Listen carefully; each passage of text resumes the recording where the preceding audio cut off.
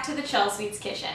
Today we're making another boozy cake and we are making a red wine chocolate cake. So I've taken a little bit of Malbec here, which is just a wine that I had on hand, and I like Malbec. And I've added it into our chocolate cake batter, into the frosting that we're going to fill this cake with, and I've even made a red wine simple syrup here that we're going to be adding to our cake layers. So this cake is going to have red wine through and through, and it's going to taste really delicious with those chocolate cake layers. So before we get into decorating the cake, I'm going to walk you guys through how we made all the different components that this cake is made with. We're starting off by making our chocolate cake layers, and to do this we're going to cream together 1 cup of unsalted butter and 2.5 cups of granulated sugar. We're going to mix that on high for a couple minutes to incorporate lots of air into the butter. While that mixes, we're going to start to work on our wet ingredients. So I'm adding 1 cup of hot water and 1 cup of baking cocoa, whisking this together until it's smooth. And then I'm adding in 1/2 cup of whole milk, as well as 1/2 cup of red wine. So like I mentioned earlier, I'm using a Malbec here because it's what I have on hand, and my only tip is to use a wine that you like to drink. So I'm whisking this together until everything is incorporated, and then I'm going to take a look back at my butter and sugar. So you can see the mixture is super fluffy and has gotten lighter in color, so I'm going to start to add my eggs in 2 at a time. I'm going to mix these on a medium speed just to get them incorporated, and I'm also going to scrape around the sides of the bowl just to make sure that everything is really coming together. I've added my salt, baking soda, and baking powder into my flour, and I'm going to be adding it into my butter mixture in 3 different installments. So once my first bit is mixed together, I'm going to add in about half of my cocoa mixture. As I do this, I'm going to very gently pulse my KitchenAid just so I don't get that cocoa mixture all over my counter. And I'm going to repeat this process with my remaining ingredients. So I want to note that as I'm doing this, I'm not turning my mixer on really high because I don't want to overmix the batter. That can make it tough and less fluffy, so just be sure that you're not mixing it at a high speed and you're really using your spatula to make sure everything is incorporated. Throughout this process, I pause several times and I'll use my spatula just like this to fold everything together, and it just helps the batter come together more quickly. So now that our chocolate cake batter is looking so luscious, I'm going to line my 7-inch cake pans and I'm going to spray them with some nonstick cooking spray. I always do my best to eyeball adding the batter to the pans and get it evenly distributed, but I also like to use my digital kitchen scale because looking at it, you really can't tell how much batter is in a pan, and your scale will really help make sure that each pan has the exact same amount. Once my pans are filled, I like to bang them against my counter just to get out any air bubbles, and then I pop them into my preheated 350-degree oven.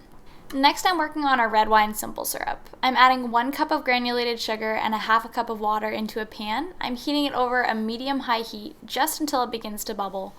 Then I'm going to pour it into a separate bowl and add in 1/2 cup of the same red wine that we used in our cake layers.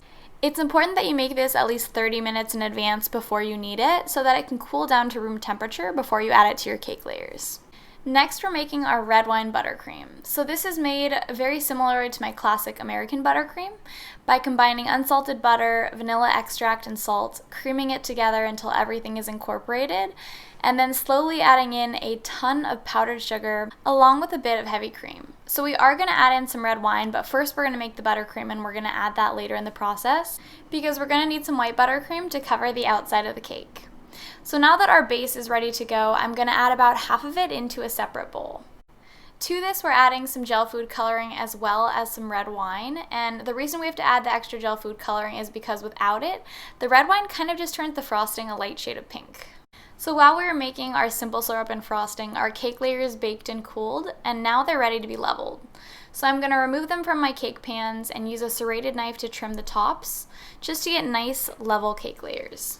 Once all of our cake layers are trimmed, I'm going to add some of our red wine simple syrup onto each layer. So I'm going to make sure it's really thoroughly soaked just to get that red wine flavor really infused throughout each bite of the cake. And then it's time to assemble our cake. I'm spreading a dab of frosting onto my cake board just to keep that first cake layer in place. And then I'm spreading an even layer of our red wine buttercream on top of this.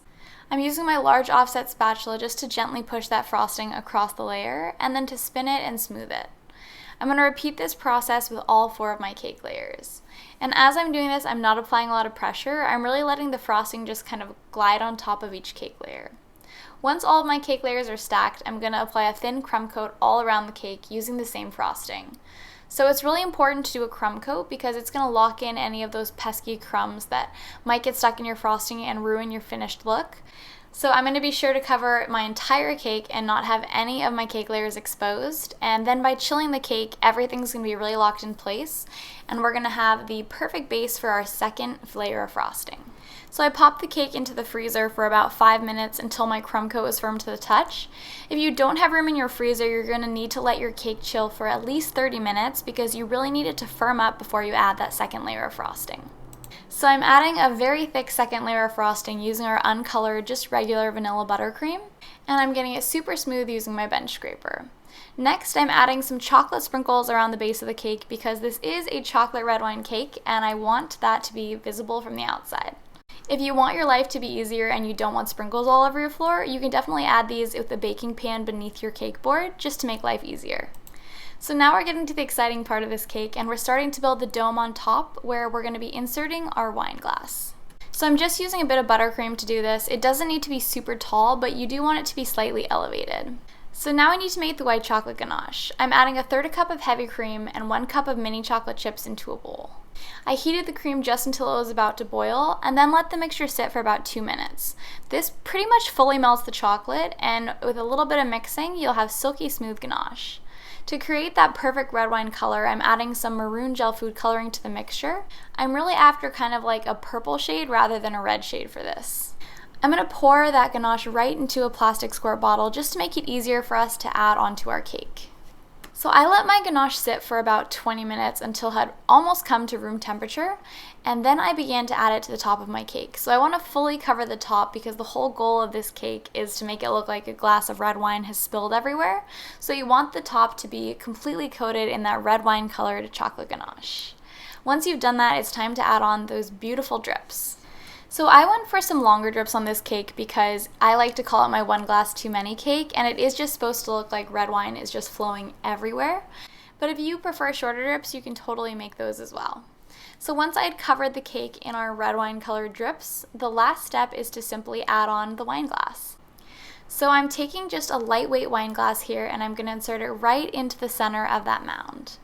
And just like that, our red wine cake is complete. So I'm using a purple knife to cut into this. I felt like that was color coordinated, and as you can see, we have a luscious slice of our chocolate red wine cake. So I'm happy to report that it really does taste just like chocolate and red wine, which is an amazing combination. So don't forget, the recipe for this cake is up on Chelsweets.com. I hope you guys enjoyed this tutorial, and hopefully I'll see you guys again soon.